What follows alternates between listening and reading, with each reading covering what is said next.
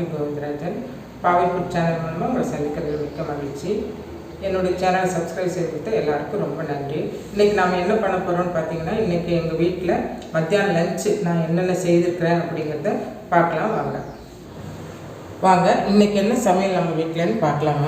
இன்றைக்கி வந்து பார்த்திங்கன்னா தண்டுக்கீரை வச்சு ஒரு பொரியல், மோர் குழம்பு, காயெல்லாம் எதுவும் போடுறதில்ல, கொஞ்சமாக தேங்காய் மட்டும் அரைச்சி ஊற்றி ஒரு சிம்பிளான ஒரு மோர் குழம்பு, புதினா சட்னி, இதுதான் பண்ண போகிறோம். வாங்க அது எப்படி செய்யுதுன்னு பார்க்கலாம். இப்போ நம்ம கீரை பொரியல் செய்ய போகிறோங்க. அதுக்கு வந்து பார்த்திங்கன்னா கம்மியாக எண்ணெய் சேர்த்துட்டு, அப்போ கீரைக்கெலாம் நிறைய எண்ணெய் சேர்த்துக்கூடாது. அந்த வெங்காயம் வேகிற அளவுக்கு ஊற்றினா போதுங்க. 2 ஸ்பூன் ஊற்றிருக்குங்க, காஞ்சிருச்சுங்க. இது கூட வந்து நம்ம கடுகு சேர்த்துக்கலாம். கடுகு வடிச்சிருச்சு. இது கூட நம்ம உளுந்து பருப்பு, கடலைப்பருப்பு சேர்த்து வச்சுங்க. வெங்காயம் ஒரு கைப்பிடி வெங்காயம், சின்ன வெங்காயம் போட்டுக்கோங்க. நான் சின்ன வெங்காயம் போடல, இன்றைக்கி பெரிய வெங்காயம் ஒரு மீடியம் சைஸ் எடுத்து இதில் சேர்த்துட்டேன். காரத்துக்கு பார்த்திங்கன்னா ஒரு 4 வரமிளகா எடுத்து கட் பண்ணி வச்சுருக்குறேன். இதுக்கு நம்ம வந்து வரமிளகா தான் போடணும். வந்து கண்ணாடி பதம் வந்ததும் இப்போ மீடியமாக வச்சுட்டுங்க. நம்ம இந்த கீரை இதில் சேர்த்துக்கலாம். இப்போ தண்டுக்கீரை ஒரு கட்டு எடுத்துங்க, அதை எடுத்து நல்லா க்ளீன் பண்ணி வச்சுருக்கிறேன். இப்போ இது வந்து பார்த்திங்கன்னா இப்போ இந்த வெங்காயத்தோடு சேர்த்துக்கலாம்.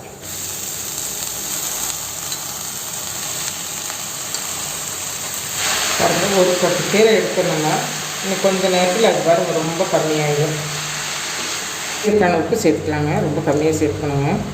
ஒரு 5 நிமிஷம் இப்படி மூடி போட்டுடலாங்க, வேகட்டுங்க. பாருங்கள், கீரை நல்லா வெந்துருச்சுங்க. கீரை ஒரு 5 நிமிஷம் தாங்க நல்லா வெந்துடும். சேர்த்து நம்ம வேக வைக்கக்கூடாது, கீரையிலேயே தண்ணி வருங்க. அதனால் இப்போ 5 நிமிஷம் ஆகிடுச்சு, கீரை நல்லா வெந்துருச்சு.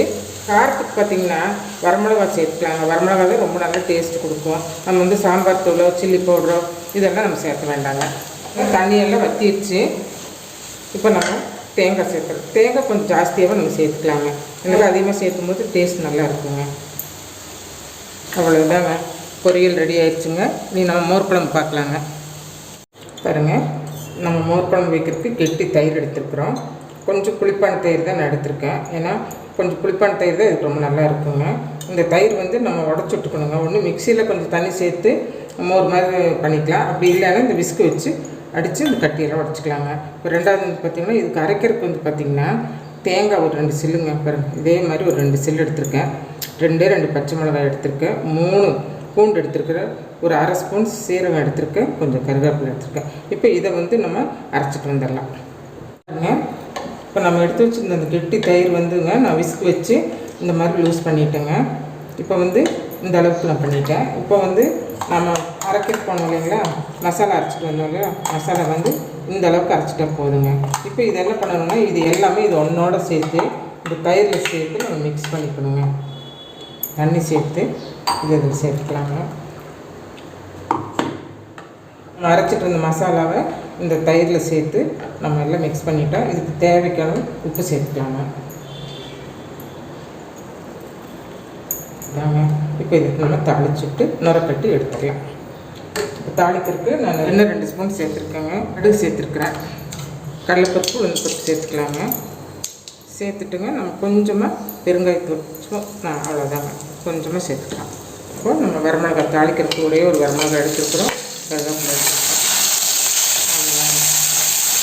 இனி இல்லாமல் இந்த குழம்பு எடுத்து இது ஊற்றிடலாம்.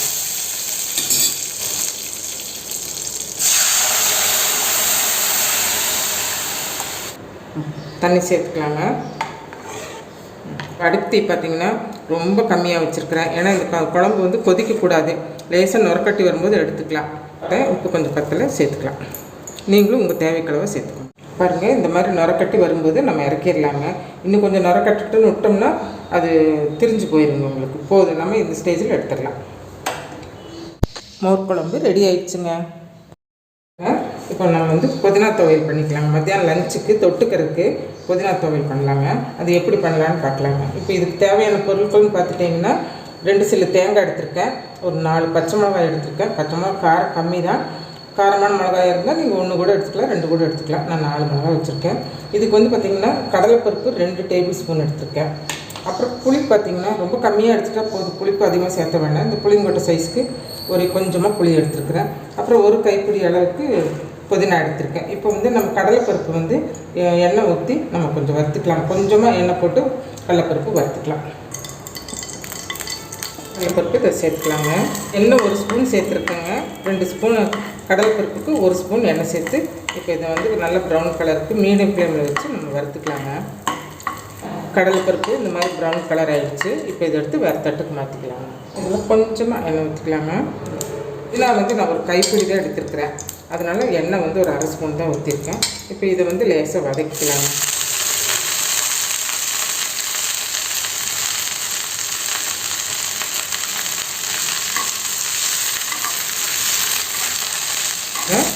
புதினா வந்து இந்த அளவுக்கு வதங்கினா போதும், ரொம்ப வதக்க வேண்டாம், போதும். இப்போ நம்ம ஸ்டவ் ஆஃப் பண்ணிடலாம்.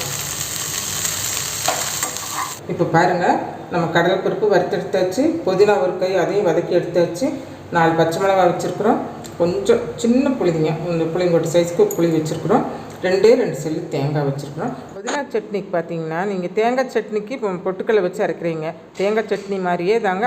அதுக்கு பொட்டுக்கடலைக்கு பதிலாக நீங்கள் கடலைப்பருப்பு வச்சு அரைச்சிட்டு வந்து பார்க்கலாங்க. இது கூட உப்பு சேர்த்து நம்ம அரைக்கணும். பாருங்கள், புதினா துவையல் அரைச்சிட்டு வந்துட்டேன். இந்த மாதிரி நம்ம கொஞ்சம் ஒரு 80% தான் அரைக்கணும், ரொம்ப வலுவலுன்னு அரைக்கக்கூடாதுங்க. புதினா சட்னி ரெடி ஆயிடுச்சுங்க. பாருங்கள், இன்றைக்கி என்ன சமையல்னு பார்க்கலாங்க. இன்றைக்கி லஞ்சு ரெடி ஆகிடுச்சு. இன்றைக்கி நான் என்னென்ன செஞ்சுருக்கேன் பார்த்தீங்கன்னா, இன்றைக்கி மத்தியானம் லஞ்சுக்கு சுட சுட சாதம், மோர் குழம்பு வச்சுருக்கேன். இந்த மோர் குழம்பு பார்த்தீங்கன்னா வெஜிடபிள்ஸ் எதுவுமே போடல, ரொம்ப ஈஸியான முறையில் செஞ்சுருக்கேன். இதை நீங்கள் ட்ரை பண்ணி பாருங்கள். அதே புதினா துவையல், ரசம் வச்சுருக்கேன், அப்புறம் கீரை பொரியல் செஞ்சுருக்கிறேன், பனானா. இன்றைக்கி தயிர் இல்லை, ஏன்னா நம்ம மோர் குழம்பு சாப்பிட்றதுனால இன்றைக்கி தயிர் இல்லை. வாங்க சாப்பிட்லாம். இந்த வீடியோ பிடிச்சிருந்ததுன்னா இந்த வீடியோக்கு ஒரு லைக் பண்ணுங்கள், ஷேர் பண்ணுங்கள், கமெண்ட் பண்ணுங்கள், சப்ஸ்கிரைப் பண்ண மறந்துடாதீங்க. மீண்டும் ஒரு புதிய வீடியோவில் சந்திப்போம். நன்றி, வணக்கம்.